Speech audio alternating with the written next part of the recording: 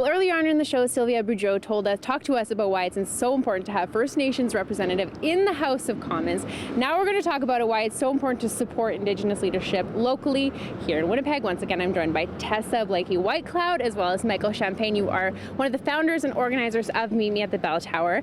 You talked a lot about building relationships at Meet Me at the Bell Tower earlier tonight. Let's talk about supporting Indigenous leadership in Winnipeg and why that's so important.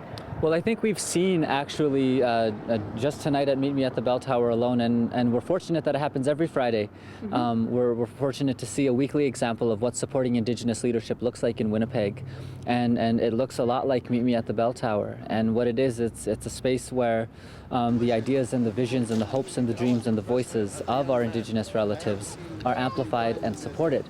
And everyone else who participates then becomes a helper in that struggle to achieve that vision.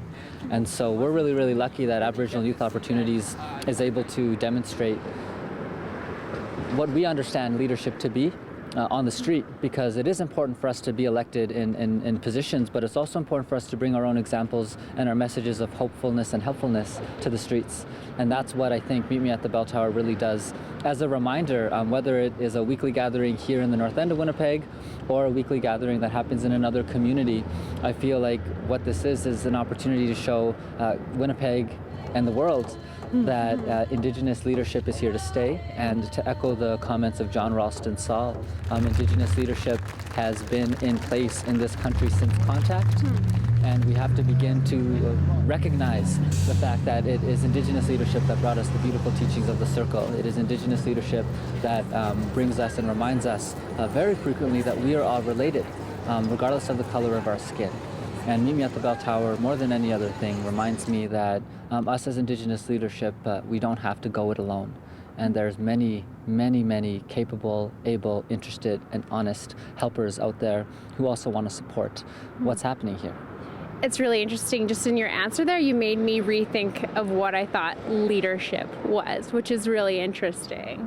And that's the hope. That's what we're trying to do. We're trying to challenge people's understanding of what they believe an Indigenous person or an Indigenous community to be.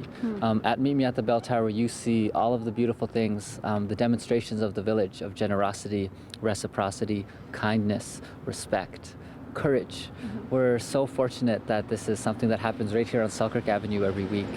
But the thing that makes it most exciting is that Meet Me at the Bell Tower and these gatherings aren't what make the difference. It's the individual actions of all the helpers in the many different spheres of influence in between bell towers that actually make our community a safer place and make the policies and organizations and institutions begin to bend to the will of the heart, which is what we're trying to do.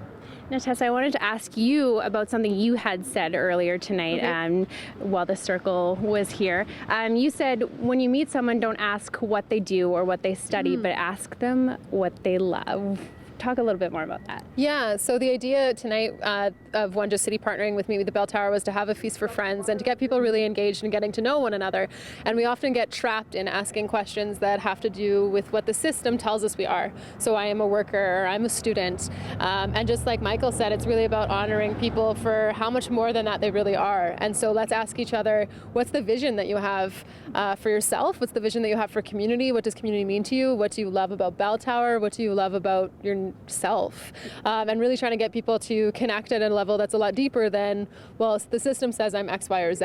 And so just making sure that we're building kind of those relationships. So maybe your answer is I'm a leader. Maybe your answer would be something different, but often that question boxes us in.